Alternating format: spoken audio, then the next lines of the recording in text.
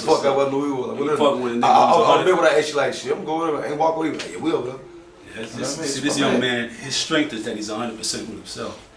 He doesn't see himself through other people's eyes. That's what's causing so much confusion. Motherfuckers have no sense of self. They identify themselves through other people's perception of them. Which is, that's completely fucking wrong. Because if a motherfucker don't know who he is, how the fuck can you define who you are? You understand what I'm saying? And this is what's happening. This is what's going on. Like, why? That's why you got so much confusion and so much self-destruction going on. You know what I mean? It's fucked up because there's a system that is purposely perpetuating that condition, man. Keeping niggas in that state of mind. Making niggas think this is part of, yo, slagly. You a real nigga. You got to be real stupid. You got to be real stupid because you're a real nigga. I be letting niggas know, like, see, like, I'm a made nigga. Most niggas be made up niggas. Made up niggas. Right. I'm a made nigga. They are. It's shit when you born into something. But why? Like, why? Because they parents and other shit growing up. Cause that's cool to do that. Now, that's right. And they knew that was wrong. Really, but they weren't raised the right way. Where they don't do that. Oh, well, that's a psych. Stick your motherfucking hand on. I told you one time. I see your ass on. I ain't see you. I'm gonna stick your motherfucking hand up. Did you see how the fucking shit? Yeah, that shit I went through. Like, so I know the second time. What she said the first time was it. So you gotta tell me the one motherfucking time about anything. If a motherfucker can't get those, if you can't adapt to basic life lessons in that way, then you stand no chance of surviving. You don't. You don't feel the system. All right. This is my autobiography, Raised by Wolves. Subtitle, Inside the Life and Mind of a Guerrilla Hustler. This is the intro. As a child in the constant presence of gangsters, I overheard a lot. I remember hearing it said that it's better to be feared than to be loved. I remember gangsters who tried to live on love, and I remember that it almost always ended badly for them. But then, many of the feared didn't fare too well either. I remember an afternoon in a Harlem classroom long ago, after collecting a writing assignment from me, my first grade teacher, whose name I no longer recall, said, "You write well, Cavario. You could be a writer." I remember sneering and remarking, "A writer? I'm going to be a gangster." I remember thinking that I had chosen the game, but I survived long enough to understand that the game had chosen me long before I even knew what choice was. Long before I understood that the choices we make sometimes lead to circumstances that leave no choices at all. Long before I knew the world was filled with infinite possibilities. Bullshit yourself and the world will play along. We're taught this long before we can identify our true selves. But even before that mentality is uploaded into our psyches, we as children operate on simplistic interpretation. This is what makes us more likely to do what the adults in our lives do, rather than what they say. My people never wanted me to be in the street, but everything in my home and everything in my community dictated otherwise. And as psychologists will often argue whether nature or nurture is the cause of our behaviors, I've come to suspect that it's a bit of both. If that's so, then the likelihood of my becoming who and what I became was as sure as the earth on its axis.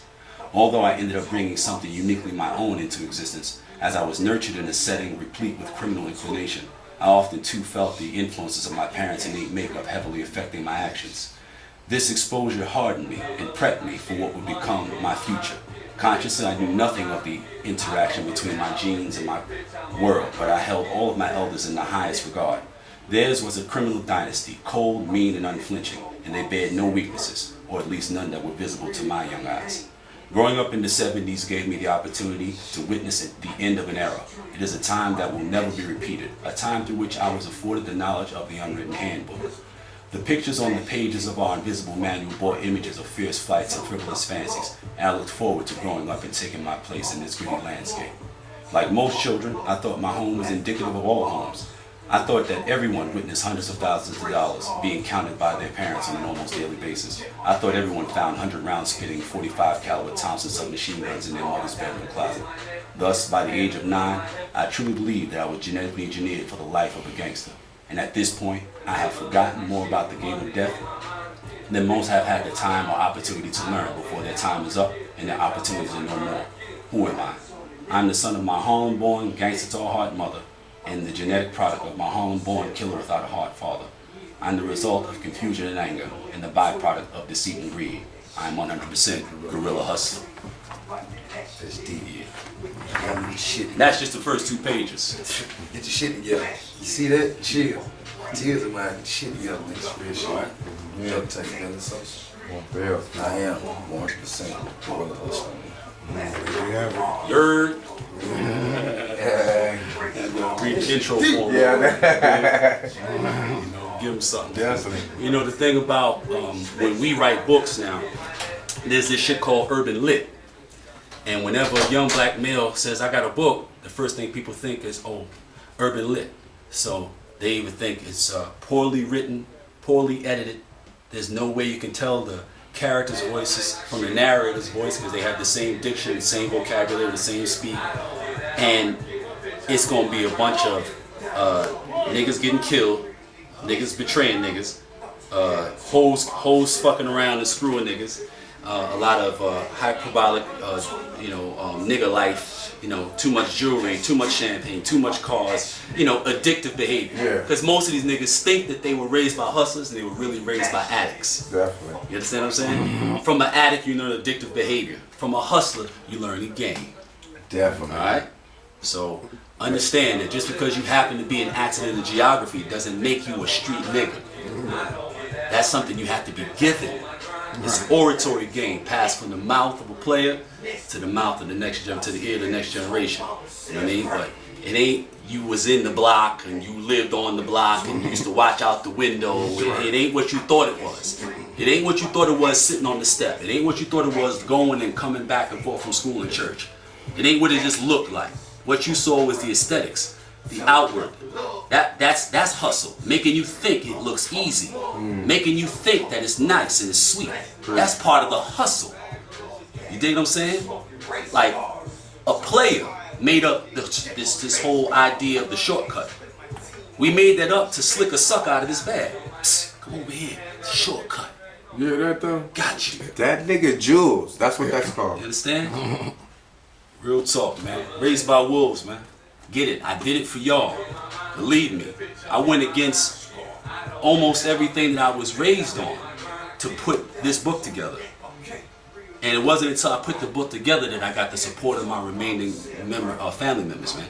Because prior, they was like, what are you doing? You can't do that. But when they seen what I did and how I did it, then they understood. And it's time. Because niggas are dying for the lack. He mean by real people feeling like you breaking the street code. Because a lot of people give up knowledge that they heard from somebody else. That's real street code knowledge. He's saying that he got authorization to do what he's doing. Because everybody has a hierarchy in different situations. And different situations is different. Just without it. Now, since we talking about, the youth, it's a lot of that renegade rebelliousness. Now, how you just said you went and got authorization, did that make you any less of a G because you respected the code, the chain of command? Let me tell you something. Without the maintenance of that system, you have nothing. So if you think you bigger than the thing itself, then you thinking wrong, motherfucker. It was maintained by motherfuckers badder, meaner, smarter, swifter, and harder than you are, so that your ass could come along and have it. I swear to God. So for you not to respect that and think you're above it and think that it's something that was made up so that you could become adulated and adored and famous and loved or whatever the fuck it is you think you're getting, aside from that money, because that was all it was about. That was the whole point and purpose. That's why that was created, so that we could have a way in a time and in a place where we weren't allowed to have a way. You understand? So if you think you are above dealing with the system and maintaining the rules, ain't nobody putting no gun to a motherfucker's head and saying, you gotta do this, you gotta be this way, you gotta be in this life. That's a choice you make. And when you make that choice, you choose everything that come along with it. You don't get to pick and choose what aspects of the game you're gonna respect and which ones you're gonna uphold. It doesn't work that way. And you know it don't work that way because every motherfucker that tried it got undone. That shows you it don't work that way. In order to be able to do it and get through it, you gotta be true to it. Alright? You have to be verified by somebody who's qualified in order to be certified. Every time. Now, if you don't know what I'm saying, then this ain't for you. Can you repeat that one more time before you do?